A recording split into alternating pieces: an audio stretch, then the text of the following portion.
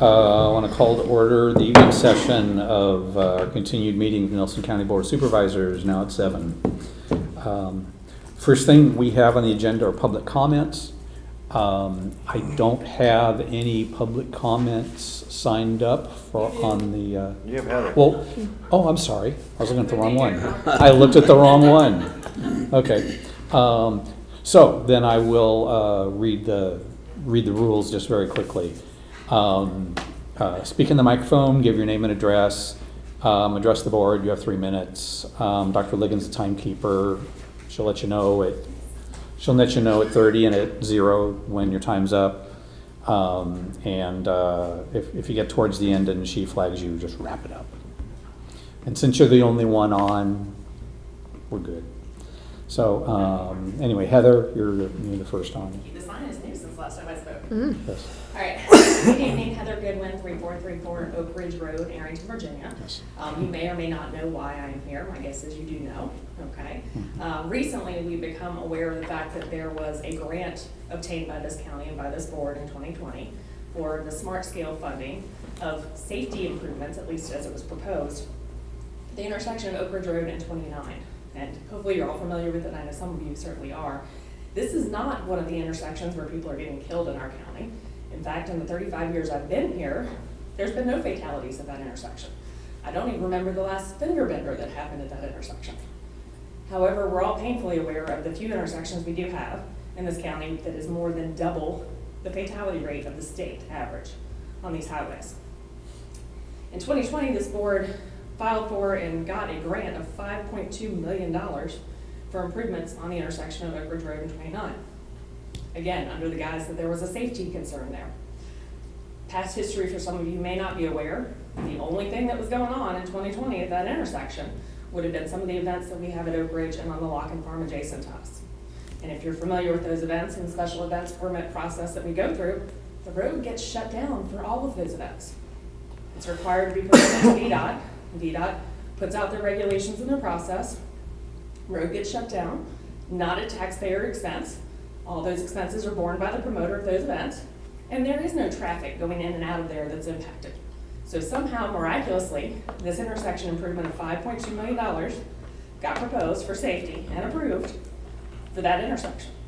Now fast forward to this year, that proposal is coming to fruition. It involves several hundred foot of turn lane expansion from Tye River School down, which again, during the average year, I've never seen more than 3 cars, if that, turning in at the same time on that intersection, and slightly shifting the road as it comes out of Oak Ridge Road to 29 to the south a little bit. It doesn't change the actual shape or curvature, which is actually one of the concerns I would have if I was crossing the road right there, because tractor trailers coming in do have a little bit of a hard time.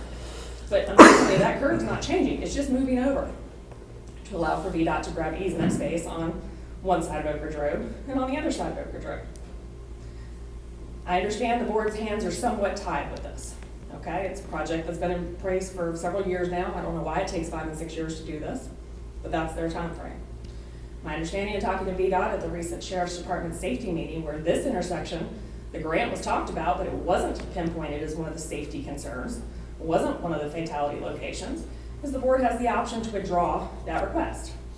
I'm asking that you consider withdrawing the request and at least explore whether or not the roughly $300,000 they spend engineering, again for safety, if an intersection doesn't have safety concerns, can be waived in this. They indicated at the meeting that they would recommend it would be waived, so that we don't spend $5 million on an intersection that doesn't need help. And I understand it's not necessarily going to go to an intersection in Nelson County if we don't spend it, but we're talking about life and safety here. I would much rather, as a citizen of Nelson County and the Commonwealth of Virginia, have that money go someplace where somebody's actually being helped for intersections that are actually causing harm. This is simply to provide an easement grab and what I'm assuming was an infrastructure improvement for an entity that no longer exists. So I'd ask you to consider that, please. Thank you. Okay, is there anyone else who'd like to speak at public comments? If there are none, I'll close the public comment period and move to item 3 on our agenda, which is our public hearing on the withdrawal of property from the Ag and Forestal District in Greenfield. Thank you. So our Department of Planning and Zoning received an application from Jim and Joan Klemick to remove 196.34 acres of property from the Greenfield AFD. It's a voluntary program where farmers, foresters, and landowners can form this voluntary district for the purposes of conserving areas that are rural and agricultural. They continue to hold fee simple title to the land, but the easement restriction runs with the land. The AFDs were established by the state of Virginia as a means for counties to offer incentives to landowners to maintain their property in agricultural and forestry. Benefits include eligibility for land use taxation, protection from eminent domain and municipal annexation, and protection from frivolous nuisance complaints. These protections are in effect for the duration of the contract period, and as a result, the county is able to more accurately plan land use in the region since the owner agrees not to convert the property to a more intensive use. The rural nature of the landscape is maintained and the tax rates remain low since residential development is slowed and county resources are not overburdened. We have 5 districts in the county now, 1 in each election district. So per our Nelson County Code in Chapter 9, withdrawal of land from an existing AFD requires a public hearing. There are 6 parcels included shown on your screen there, outlined in orange, that total 196.34 acres. And if you go to the other map, you can see in context of the whole district, the green parcels, those orange parcels up there at the top. So we have an AFD advisory committee. They met on April 25th and reviewed and discussed the application. They recommended approval of the request to the Planning Commission. And then the Planning Commission held a public hearing at their meeting on June 25th and also recommended approval of this withdrawal request to the Board of Supervisors. Do you have any questions for me? Were there any comments at the public hearing in front of the Planning Commission? I don't believe there were.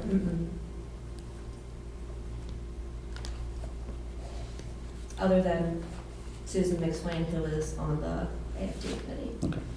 She spoke. Okay. Any questions for Ms. Bishop? Okay, thank you, Dylan. Of course. I will then open the public hearing on the withdrawal of property from the Greenfield Ag and Forestal District. I don't have anyone signed up to speak at the public hearing. Does anyone present like to do that? Okay, I'll close the public hearing.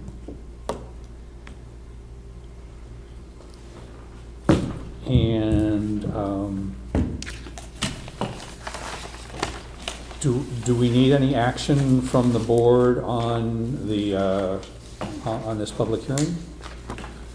We have the ordinance. So you have a resolution for adoption. For resolution, sorry. All right, Mr. Chairman, I move we approve ordinance O 2025-07 Nelson County Board of Supervisors amendment to the Code of Nelson County, Virginia, Chapter 9, Planning Development, Article 5, Agricultural Forestal Districts, withdrawal of Klemick parcels from the Greenfield Agricultural and Forestal District as presented before us today. Do you want me a to second? say the tax amendment? I'll second. Okay. Any further discussion? Okay, roll call vote. Dr. Latham? Yes. Mr. Parr? Yes. Mr. Rutherford? Yes. Mr. Reed? Yes. Okay. Thank you, Dylan. Thank you. All right. And we are continuing to, We do have a chance for other business if anyone wants to bring anything up. If not, go ahead, Jesse. Mr. Chairman, I move we continue this meeting to August 19th at 3 p.m. Second. Okay. Roll call, please. Dr. Latham? Yes. Mr. Parr? Yes. Mr. Rutherford? Yes. Mr. Reed? Yes.